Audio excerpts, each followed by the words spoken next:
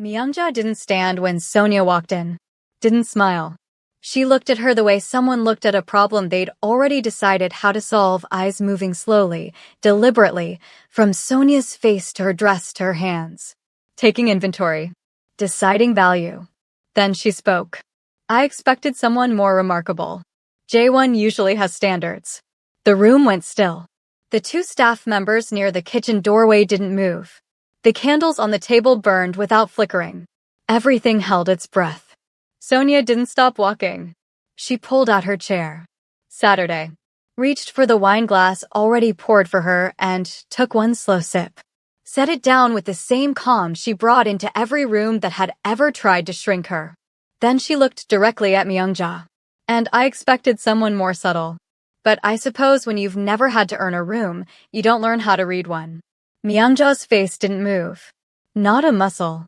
But her hands, folded neatly on the table, tightened almost imperceptibly. Just enough. Just enough for Sonia to see it. J1, standing across the room with his back to them, ended his call. He'd caught the last exchange. He turned, walked to the table, pulled out his chair and sat. He looked at his mother. Then at Sonia. He said nothing. But the corner of his mouth moved. Just barely. Just enough for Sonia to see that too. Myungja had flown 10,000 miles to end this. She had just realized it wouldn't be that simple.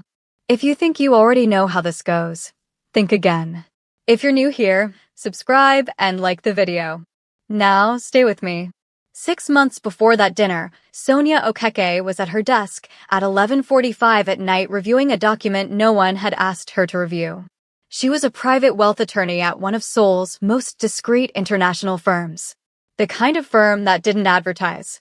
The kind whose clients never discussed who represented them at dinner parties because the people at those dinner parties weren't cleared for that information. She took the cases other attorneys avoided. Not the complicated ones. Complicated was fine. Complicated was Tuesday. She took the ones that didn't just lose money. The ones that ruined names.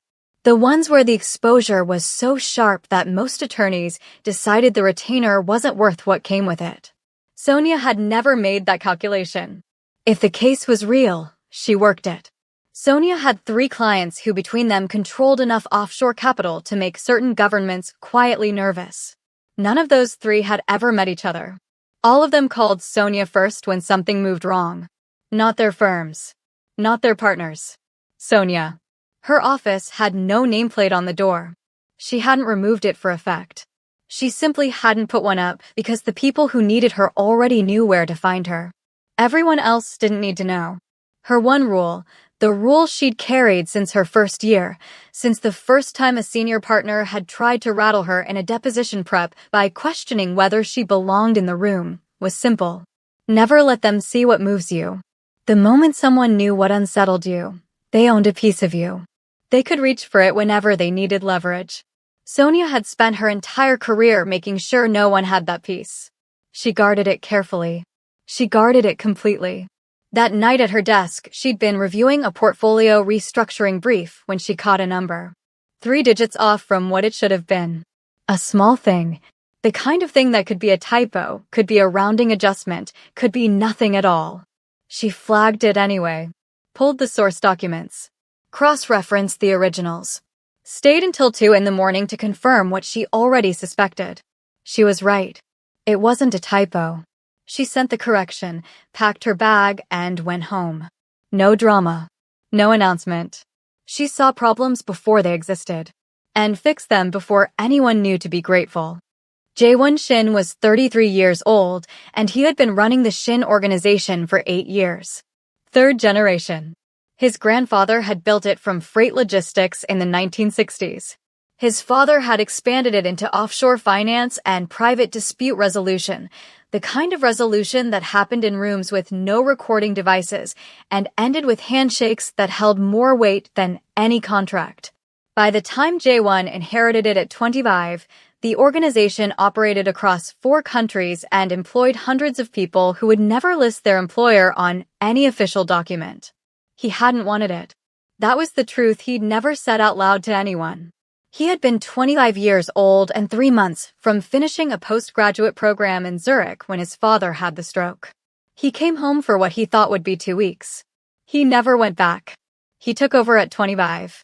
8 years later, the men who had been waiting for him to fail were gone. Every single one.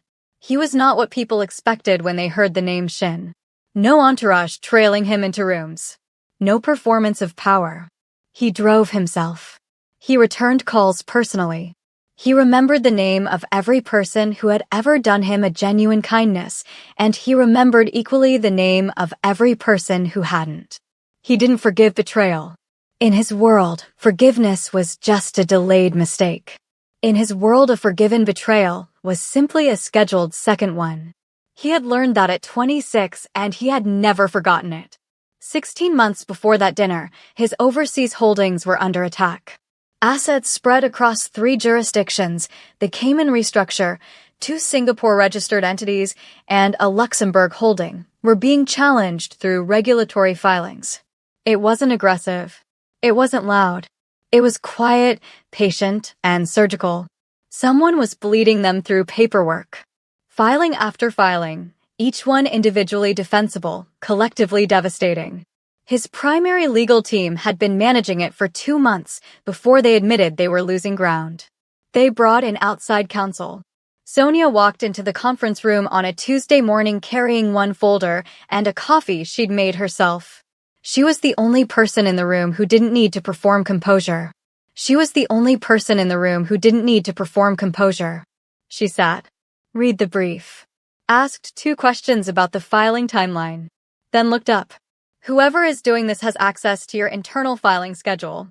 This isn't an outside attack. You have a leak. The room went rigid. 3 of the attorneys exchanged glances. One of them started to object. J1 looked at her for a long moment. Clear the room. Everyone left. It was just him and Sonia, and the documents spread across the table between them. He asked her how she knew. She walked him through it, document by document, timestamp by timestamp, showing him exactly where the timing of the external filings matched internal decision windows that had never been made public. He didn't interrupt once. He didn't shift in his seat. He just listened with the full weight of his attention until she finished. How long will it take to fix it? Full access to everything, 60 days. You have 45. She closed it in 38. Found the leak on day 11. A junior compliance officer who had been passing scheduling information to a competitor for 8 months.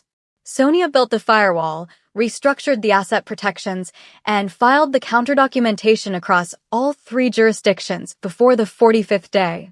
She also, quietly, without being asked, identified a secondary vulnerability in the Luxembourg entity that had nothing to do with the attack, just a structural gap that would have been a problem in 18 months. She closed that too. When her firm told her to send a supplemental invoice for the additional work, she declined.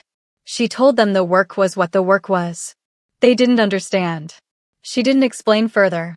He called her directly for the next case. She picked up on the first ring. For 4 months after that, they worked together on a secondary matter, a private dispute between 2 parties whose names Sonia was not permitted to know. She didn't ask. She worked the documents she was given, and she worked them thoroughly. Things accumulated between them at that time. Small things. The kind that didn't announce themselves.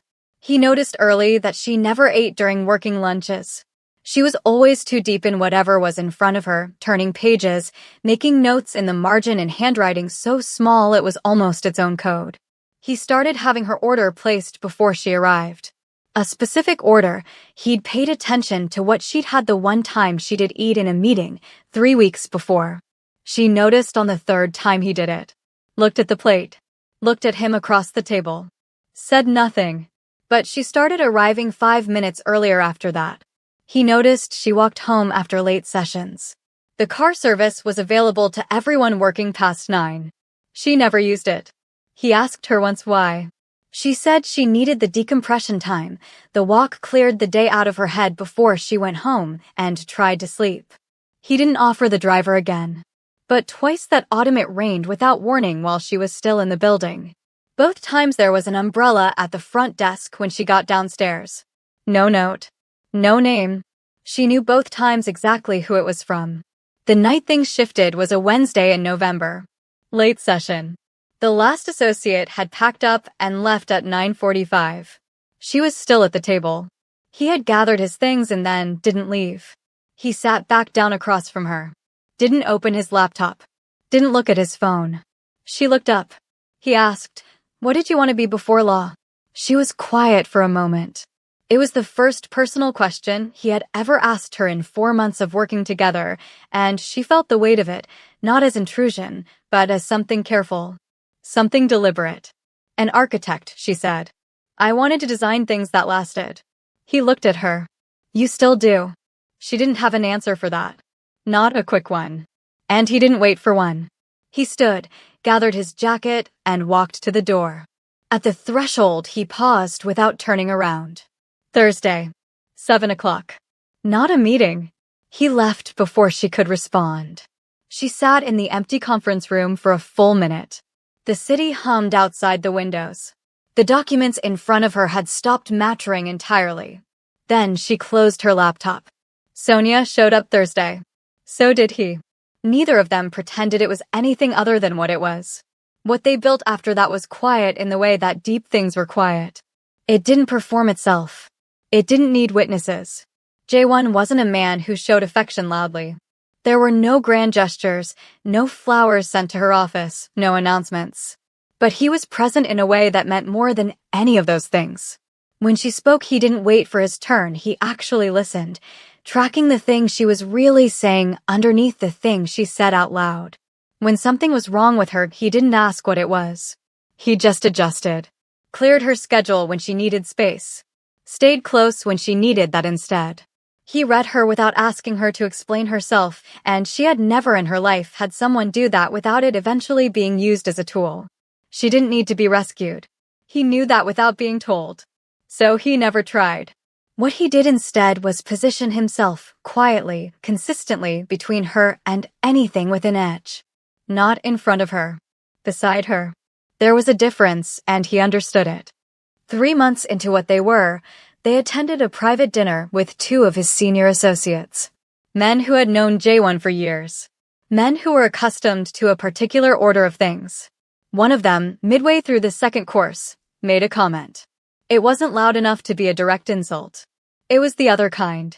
The kind designed to make her feel like a guest in a room she hadn't earned. The kind that expected her to absorb it quietly. Jae-won didn't raise his voice. Didn't look at the man directly. He set his glass down. Sonia structured the legal framework that keeps this organization's assets protected across 4 countries. If you have something to say to her, make sure it's worth her time. The associate didn't speak again that evening. Not once. Later, in the car going home, Sonia looked out the window for a moment before she said anything. "You didn't have to do that." "I know," Jae-won said. "That's why I did it." She didn't respond. But she reached across and found his hand in the dark of the car and held it the rest of the way home. The night he told her the thing he'd never told anyone came 2 months after that. They were in his private study, a room she had been in before but only briefly. That night he left her there while he took a call, and she stood in front of the shelves looking at the things he kept. Books. A few objects. And one photograph in a plain frame. His father. Younger than she'd imagined.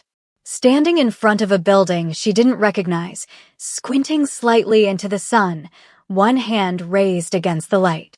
When Jae-won came back, he found her looking at it. He stood beside her. "He had the stroke on a Saturday," he said.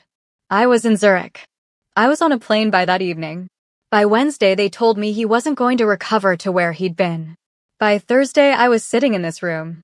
He paused. "For 3 hours I sat here alone because I didn't know if I was the right person. I was 25 years old, and I didn't know if I had what it required. If I was enough." Sonia didn't say anything yet. She let him finish. "I still don't know," he said quietly. "But I stopped asking." She turned to look at him. He was still looking at the photograph. "The fact that you still ask," she said. "Quietly, where no one can hear it, that's exactly why you are." He was still for a moment. Then he reached across and took her hand. Held it. He didn't let go for a long time, and she didn't pull away. 3 weeks after that night, Myung-ja Shin boarded a flight from Seoul. She didn't inform her son she was coming. She came unannounced, uninvited, with a plan.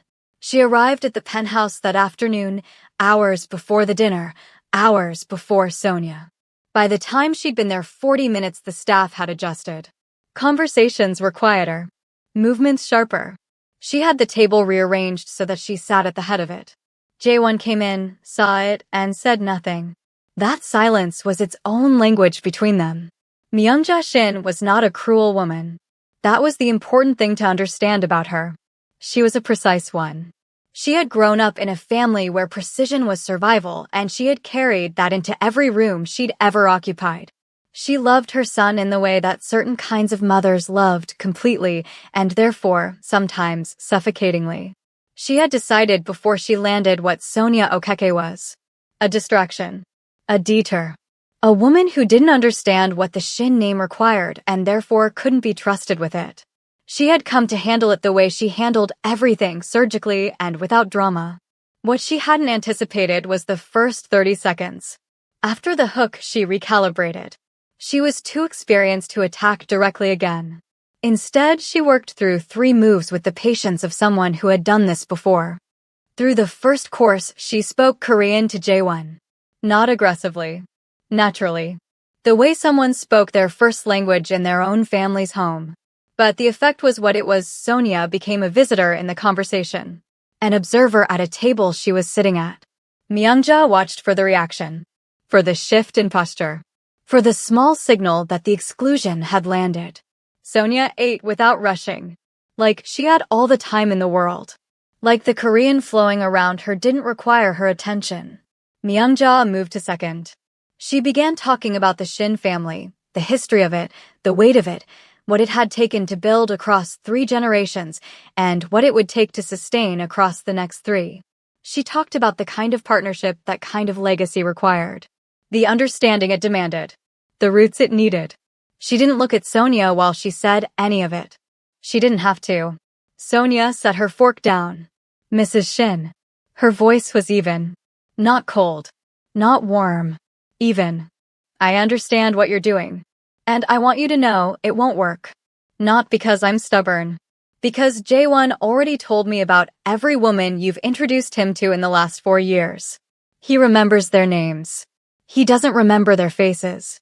The table went very quiet. Myungja went very still. Something moved behind her eyes, not anger. Recognition. She was recalibrating again. Jae-won's phone buzzed. He looked at the screen, excused himself, and stepped out of the room.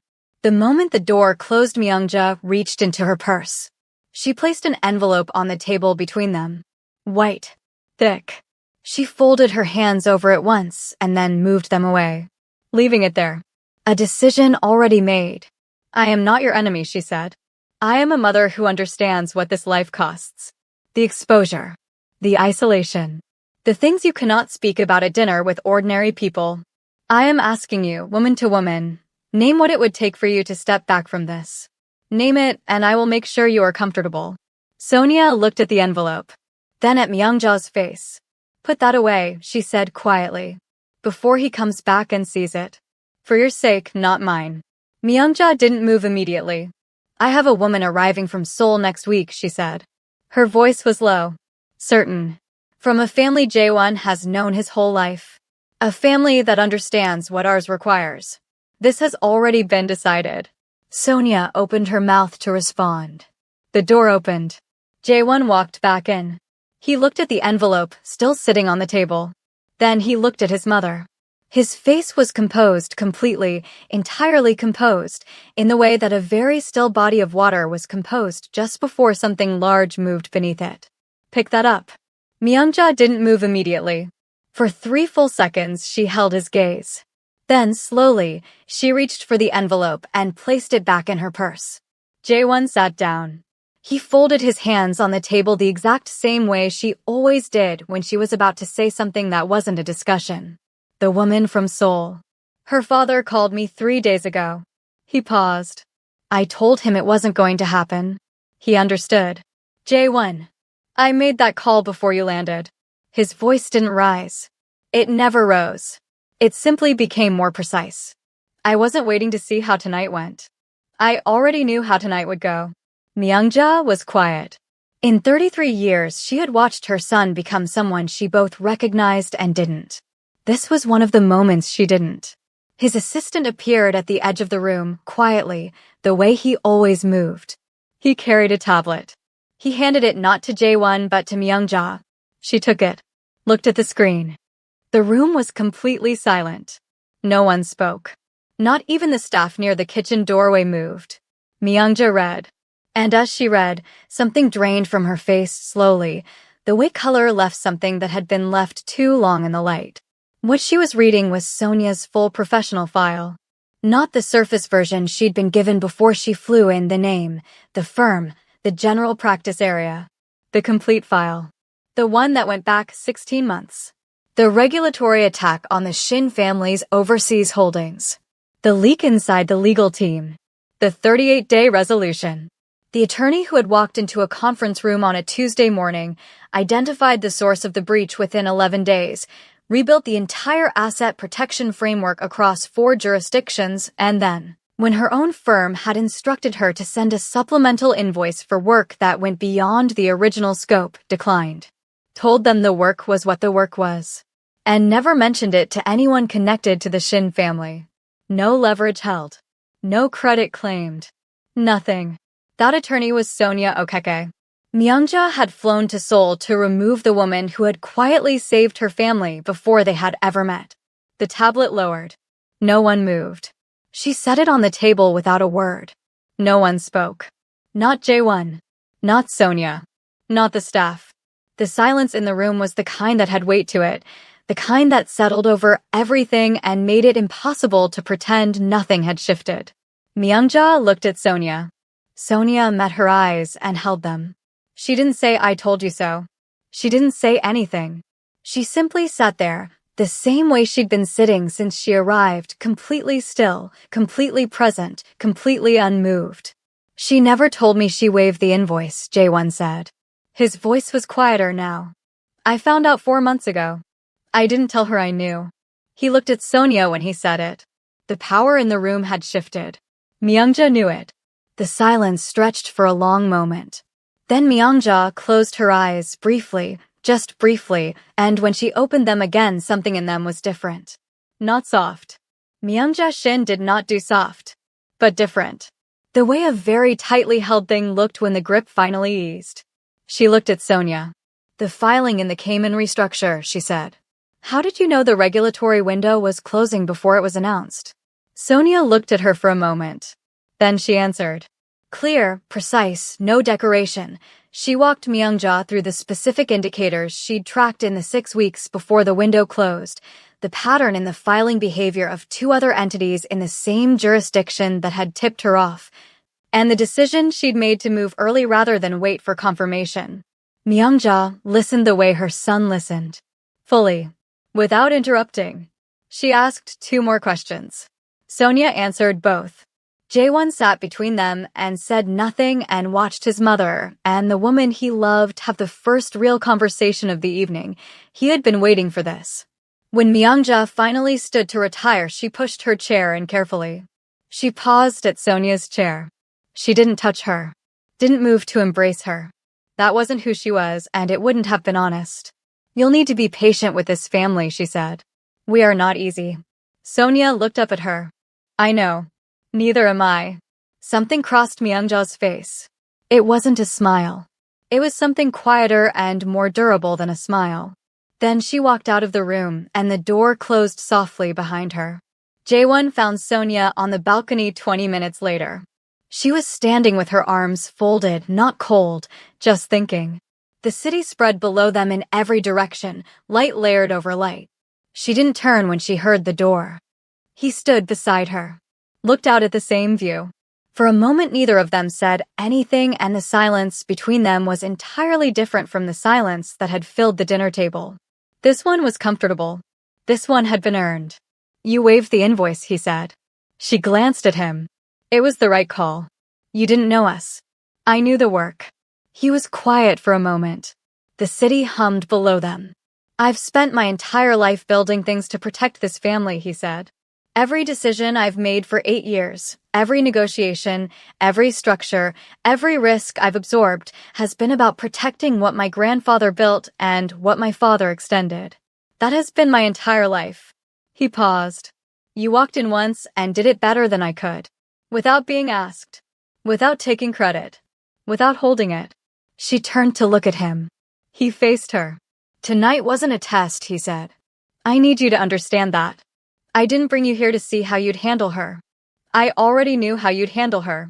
I've known since the first Tuesday morning you walked into that conference room and said the thing everyone else was afraid to say. He held her gaze. I just needed her to see it. I needed her to understand, before she tried anything, exactly who you are. Sonia looked at him for a long moment. The city moved behind him, indifferent and brilliant. Then she turned back to the view. She unfolded her arms and leaned her shoulder into his. He put his arm around her and pulled her close, not dramatically, not with any performance of it, just fully, and she let herself settle against him the way she'd been learning to settle against things that were solid and real. The city below them. The night around them. His arm around her and her shoulder against his chest, and nothing left to prove to anyone in any room anywhere. Myungja Shin had come to end something. What she left behind was a woman her son had already decided was permanent. Some battles were lost before they began. The wise ones knew it by the second exchange. In the end, he didn't choose her in that moment. He had already chosen her long before tonight. If you believe in that kind of love, like the video and subscribe. And tell me, would you have handled that table the way Sonia did? Thanks for watching.